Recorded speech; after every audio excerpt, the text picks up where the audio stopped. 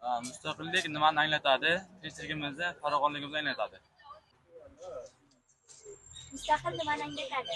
Mustaqillik oldin qaram bo'lganimizda qanaqadir davlatlarga o'sha sababdan oldindagilar mustaqil bo'la olmagan, yaxshi bilim ham ololmagan. Hozirgi mustaqilligimiz bizni bilim olishimizni, yanada barqarorligimizni anglatadi.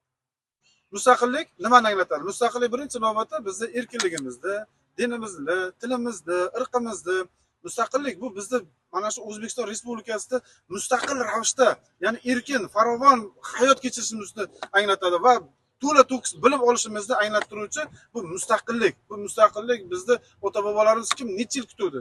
Qaramlikda yashagan. Mustaqillik biz uchun, biz hozir yoshlarga juda katta imkoniyatlar.